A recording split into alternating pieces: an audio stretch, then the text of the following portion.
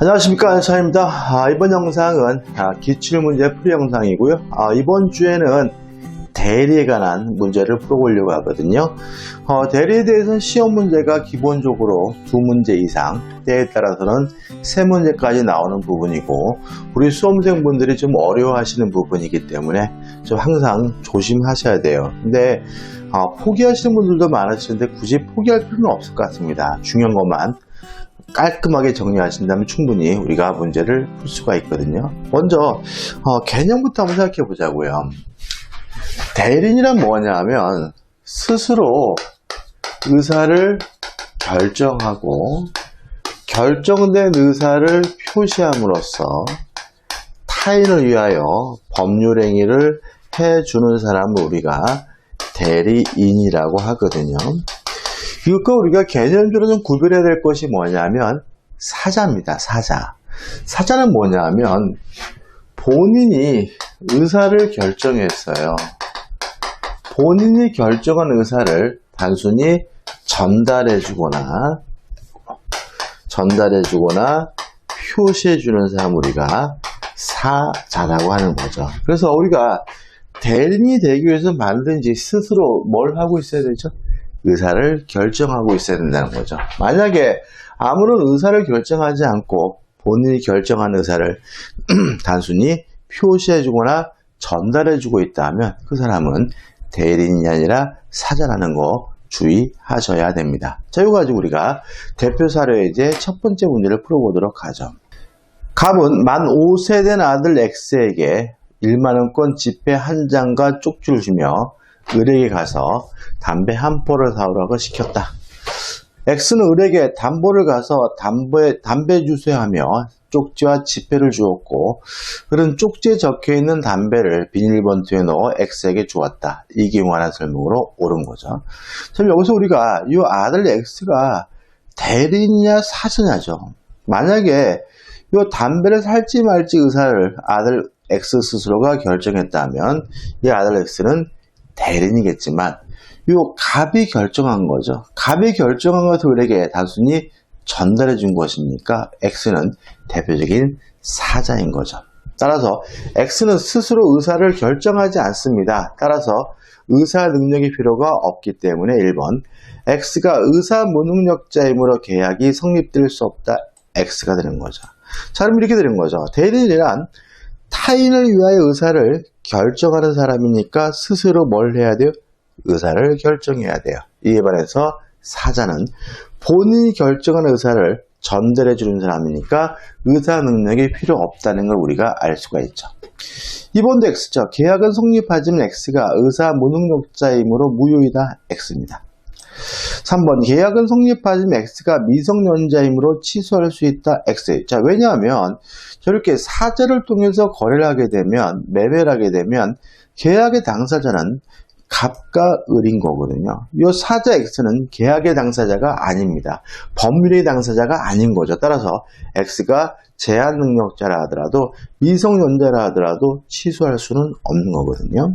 4번 계약 당사자는 갑과 을이며 따라서 계약은 유효하다. 맞는 질문이죠. 답은 4번입니다. 자, 5번 좀 조심할 건 뭐냐면 미성년자에게 담배를 팔면 안 되죠.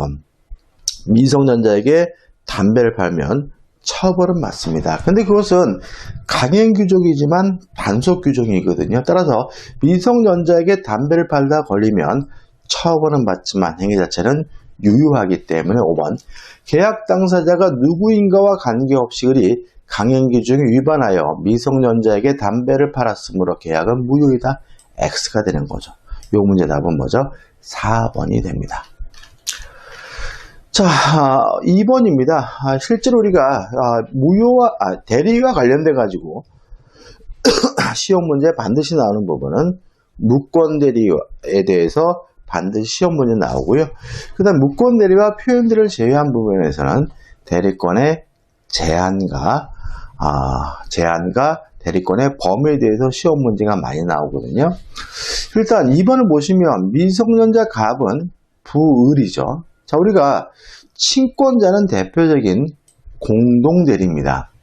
따라서 공동대리는 의사를 결정할 때 공동으로 해야 되고, 만약에 의사를 결정할 때 공동으로 하지 않고 단독으로 행위를 해서 공동들의 제한을 위반하게 되면 그것도 뭐가 되냐면 무권대리가 되는 거거든요. 따라서 미성년자 가배부을은 정소의 토지가 개발제한구역에 해제된 정보를 입수하고 배우자 병, 가배모죠. 친권자 모와 아무런 상의도 없이 단독으로 갑을 대리하여 그 토지를 매수하는 계약을 정가 체결하였죠. 그러면 공동대리인데도 불구하고 단독을 했습니다.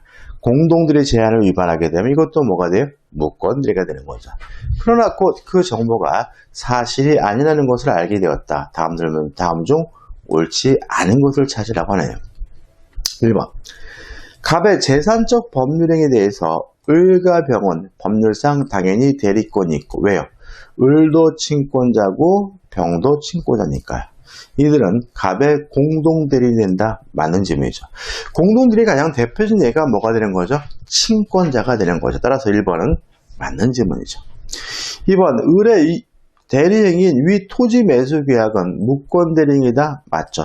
공동대리 제한을 위반하게 되면 그게 뭐가 되냐면 무권대리가 되는 거죠. 따라서 무권대리인과 거래한 상대방은 본인에게 추인 여부에 대해서 채고할 수 있으므로 3번, 정은 갑에게 본인에게 추인 여부 확답을 채고할 수 있다. 맞는 질문이 되는 거죠.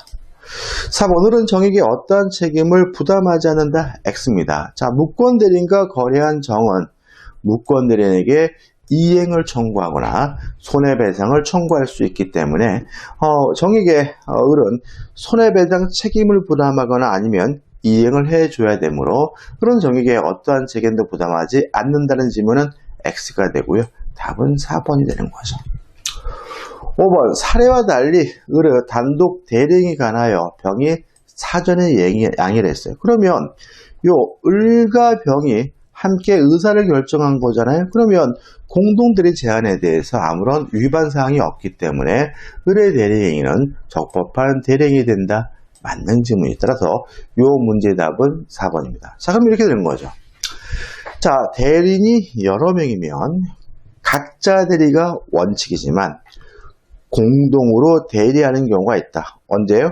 법률 규정이나 수권행위로 공동으로 하는 제한을 붙였다면. 그럼 공동들의 가장 대표적인 게 뭐냐? 친권자다. 왜냐하면 어머니, 아버지가 미성년자에 대한 의사결정은 공동으로 해야 된다고 민법에 규정하고 있으니까. 따라서 공동대리 제한을 위반하게 되면 어떻게 되느냐? 기본적으로 무권대리다. 그 다음에 마지막으로 공동대리란 뭘 같이 하라는 얘기죠? 의사를 결정을 같이 하라는 얘기다. 이것까지 이해하시면 되겠죠. 답은 4번이 되는 거죠. 자, 3번입니다. 복대리거든요. 일단 기본적으로 좀 생각해 볼 것은 뭐냐면, 자, 임의대리는 원칙적으로 복대리를 선임할 수 없다. 복인권이 없습니다. 다만 임의대리인이 만약에 본인으로부터 승낙을 얻었거나 또 아니면 부득이한 사유가 존재한다면 임의대리인도 복대리인을 선임할 수가 있고요. 본인의 승낙이 있거나 부득이한 사유가 존재한다는 이유로 임의대리인이 복대리인을 선임했다면 선임 감독에 대해서 과실 책임을 부담하게 되는 거죠. 따라서 만약에 선임을 하거나 감독할 때 과실이 있다면 본인에 대해서 뭘 부담해야 되는 거죠? 책임을 부담해야 되는 거죠. 항상 그러는 거냐? 아니죠. 만약에 본인이 복대리인을 지명했다면 그때는 원칙적으로 책임을 지지 않고요. 그 복대리인에게 문제가 있다는 사실을 알면서 통지하지 않았거나 또는 해임하지 않은 경우에만 뭘 부담하게 되죠? 책임을 부담하게 되는 거죠. 이 사례는 결국은 임의대리인의 복인권에 관한 문제이기 때문에 기본적인 문제고 확실하게 될 것으로 만드시면 되고요. 아마 복대리에 대해서 이게 뭔가 싶으신 분이 있다면 이 사례를 통해서 복대리 뭔지를 정확하게 이해할 수 있을 것 같아요. 그래서 제가 뽑은 문제입니다. 물론 중요한 문제가 되겠죠. 자, 그럼 보자고요. 변호사 갑은 고객 병으로부터 민사사건의 소송을 위임받아 소송을 대리하고 있죠. 그러면 위임을 받아 소송을 대리하고 있으니까 변호사 갑은 뭐가 되는 거죠? 임의 대리인이 되는 거죠. 따라서 임의 대리인 갑은 원칙적으로 복대리인을 선임할 수가 없습니다. 다만 본인의 승낙이 있거나 부득이한 사유가 있다면 예외적으로 복대리인을 선임하는 것이 가능하죠. 계속 보시면 그런데 다른 사건과 재판 기일이 겹치자 병의 승낙을 얻어, 병이 누구죠? 본인이죠. 본인의 승낙을 받아 친구인 변호사를 복대리인 선임하여 이 사건을 변론케 하였다. 다시 말하면 임의대리는 원칙적으로 복대리인 선임할 수가 없지만 본인의 승낙이 있거나 부득이한 사유가 있다면 복대리인 선임하는 것이 가능하죠. 그래서 여기까지 문제가 없습니다. 다음 중 맞는 것을 찾네요. 자, 1번 복대리인이란 대리인이 선임했지만 본인을 대리하는 사람이죠. 따라서 이 복대리인 을은 갑, 대리인 선임했지만 누구를 대리하죠? 본인인 병을 대리하는 사람이니까 을은 갑의 대리인이다. X가 되는 거죠. 자, 복대리인을 선임했더라도 대리인의 대리권 소멸되지는 않습니다. 오히려 대리인의 대리권이 소멸된다면 복대리권은 자동으로 소멸되기 때문에 2번.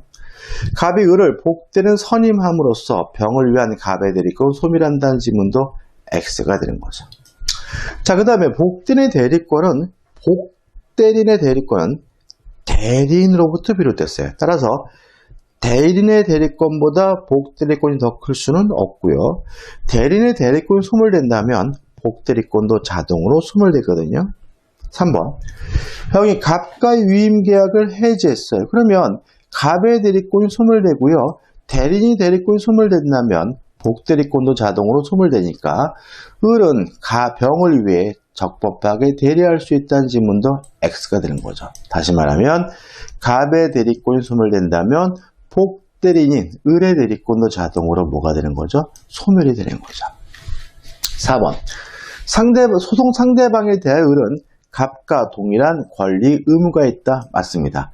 자, 복대리인이라는 것은 대리인 선임했지만 누구를 대리하죠? 본인을 대리하는 사람이죠. 따라서 선임 과정에서 특징은 있지만 어차피 본인을 대리한다는 의미에서 대리인과 똑같은 권리와 의무를 부담하기 때문에 4번은 맞는 지문이 되겠죠. 5번이 답입니다. 왜냐하면 자, 복대리인의 대리권은 대리인으로부터 비롯된 거죠. 따라서 대리인의 대리권보다 더 클 수가 없는 거예요. 5번. 병이 갑에 대하여 상대방과 합의 조정을 성립시킬 수 있는 권한을 주지 않았어요. 그러면 대리인의 대리권은 조정권이 없거든요. 그러면 복대리인도 당연히 조정권이 없어야 되므로 그럼 병을 위하여 조정을 성립시킬 수 있다는 지문은 X가 되고요. 옳은 건 맞는 것을 찾는 거니까요. 답은 몇 번이 되는 거죠? 4번이 되고 5번도 뭐가 되죠? X가 되는 거죠. 그래서 이 문제는 복들에 관한 가장 기본적인 내용이기도 하고 복들에 대한 개념을 이해하기 위한 내용이니까 좀 꼭 기억해 두시고 내 것으로 만드시기 바랍니다. 그 다음 4번인데 자, 우리가 요 대리와 관련돼 가지고 무권들에 대해서 시험 문제가 반드시 나오거든요. 4번 보세요.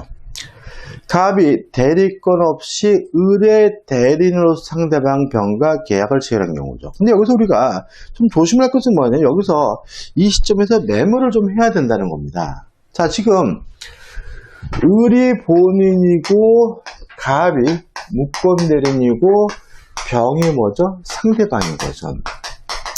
일반적으로 우리가 문제를 풀거나 일반적으로 기출 문제는 요 갑과 을이 뒤바뀌어 있어요. 본인이 보통 갑이고 무권 대리인이 을인 경우가 많거든요. 그럼 이 문제는 여러분들에게 뭐예요?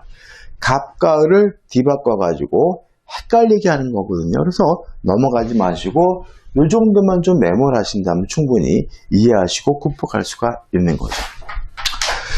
자, 이제 문제를 보자고요. 자, 갑이 대리인으로서 병과 만나가지고 매매 계약을 했어요. 근데 이 매매 계약 효과가 본인에게 기속이 되려면 이 대리인에게 뭐가 있어야 돼? 대리권이 있어야 되는 거죠. 따라서 갑에게 만약에 아무런 대리권이 없다면 본인에게는 기본적으로 아무런 효과가 없고요. 무권 대리인과 거래한 상대방은 무권 대리인에게 책임을 묻게 되는 거죠. 책임은 둘 중에 하나입니다. 이행을 청구하거나 아니면 손해배상을 청구할 수가 있어요. 물론 이행을 청구할 것인지 아니면 손해배상을 청구할 것인지 여부는 누가 결정합니까? 상대방이 선택하겠죠. 다시 말하면 무권대리인과 거래한 상대방은 무권대리인에게 이행을 청구할 수도 있고 손해배상을 청구할 수도 있고요. 이행을 청구할 것인지 아니면 손해배상을 청구할 것인지 여부는 누가 결정합니까? 무권대리인이 결정하는 것이 아니라 상대방이 결정해야 되겠죠. 자, 그러면 1번을 보죠. 1번. 대리권을 증명하지 못한 갑은 무권대리인이죠. 자신의 선택에 따라 병에게 계약을 이행하거나 손해를 배상할 책임을 부담한다. X죠. 이행을 하거나 아니면 손해배상을 해줘야 될지는 상대방이 누가요? 병이 결정할 문제이지 무권대리인이 갑이 결정할 문제는 아닌 거죠. 그 다음에 2번이 중요한데, 자, 이런 문제죠. 자, 무권대리 행위는 일단 기본적으로 본인에게 아무런 효과가 없습니다. 다만 본인이 그 계약이 마음에 든다면 본인은 그 무권대리 행위에 대해서 추인할 수 있고요. 추인하게 되면 무권대리 시로 소급해서 본인에게 효과 기속되게 돼요. 근데 문제가 되는 것은 누구한테 추인할 것인가에 대해서 우리 민법은, 우리 판례는 특별한 제한은 없습니다.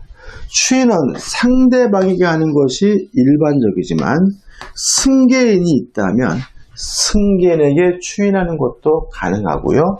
무권대리인에게 추인하는 것도 가능합니다. 다만 주의하실 것은 무권대리인에게 추인하는 것은 가능하지만 무권대리인에게 추인한 경우에는 그 사실을 모르는 상대방에게 대항하지 못합니다. 다시 말하면 추인은 무권대리인에게 하는 게 가능합니다. 다만 무권대리인에게 추인한 경우에는 그 사실을 모르는 상대방에게 뭐하지 못하죠? 대항하지 못해요. 이게 제일 중요하거든요. 자, 그러면 이제 2번 질문을 이해할 수 있어요. 계약 체결 사실을 알게 된 을이 본인이죠? 즉시 갑에게 계약을 추인했어요. 그러면 무권대리인에게 추인한 경우죠. 그러면 무권대리인에게 추인한 경우에는 그 사실을 모르는 선의의 상대방에게 대항하지 못하니까 그 사실을 모르는 선의의 상대방은 여전히 철회하는 것이 가능하거든요. 따라서 이러한 사정을 모르는 병이 갑에게 계약의 철회를 통보했어요. 그러면 추인이 유효한 것이 아니라 철회가 유효하기 때문에 이 갑과 병 간의 계약은 이미 철회가 된 겁니다.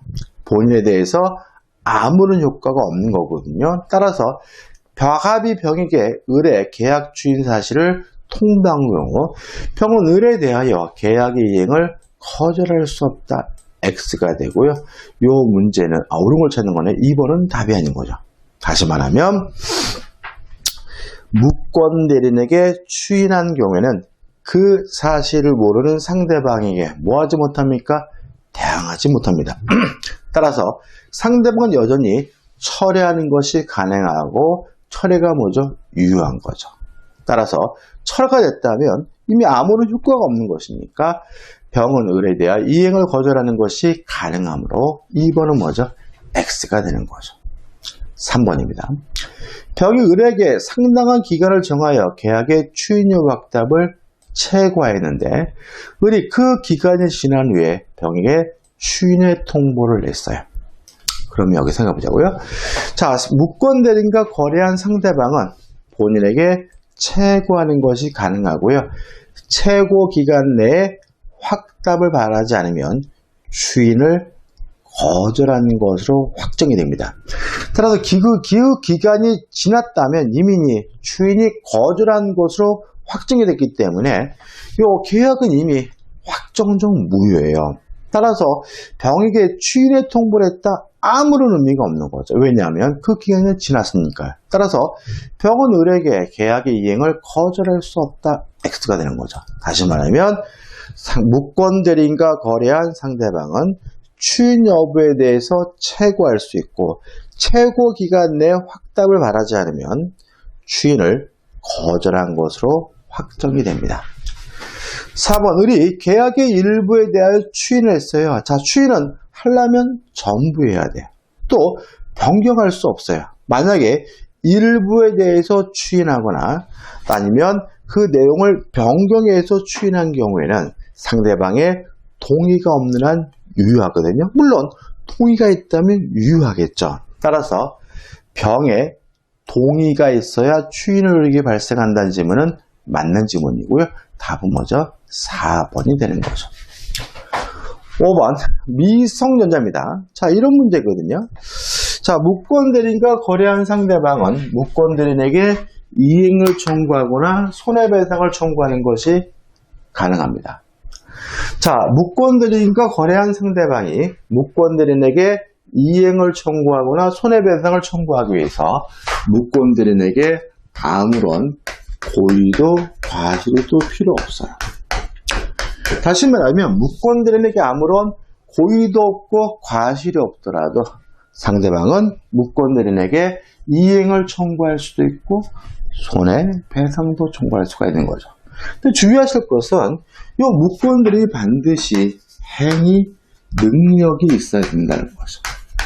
그래서 만약에 무권 대리인에게 아무런 행위 능력이 없다면 제한 능력자라면 그 무권 대리인에게는 이행을 청구하거나 손해배상을 청구할 수 없다는 거 꼭 기억해 두셔야 돼요. 따라서 미성년자라도 법정들인 동의 없이 대리행위를 할 수 있으면까지 맞는데 갑이 미성년자예요. 무권들이 미성년자예요. 그러면 상대방은 그 미성년자인 무권자에게 아무런 책임을 물을 수가 없으므로 갑은 무권자 대리, 무권 대리인이죠. 책임을 면할 수 없다. X가 되는 거죠. 따라서 요 문제의 옳은 지문은 몇 번이 되는 거죠? 4번이 되고요. 정답은 4번이 되네요. 자, 여기까지가 이제 대표 기본 예제고요. 이제 다음 영상부터 이제 우리가 최근 기출 문제를 풀어볼 거고요. 그래서 이번 주에는 여러분들이 대리를 완성할 수 있는 시간이 됐으면 좋겠어요. 만약에 공부하실 때 잘 안 되시면 방법은 간단합니다. 반복이죠. 그래서 대리에 관한 기출 문제를 풀어봤는데 잘 안 풀려요. 그러면 기본 강의를 들으시고 이제 대리에 관한 그 다음에 조문 정리도 한번 들어보시고 문제는 풀리는데 정리가 좀 잘 안 되는 것 같아요. 그러면 초핵심 요약 강의 대리에 관한 부분에 대해서 공부를 하시면 될 것 같아요. 자, 여기까지고요. 이 영상에 대해서 도움이 되셨다면 구독, 좋아요 부탁드리겠습니다. 고맙습니다.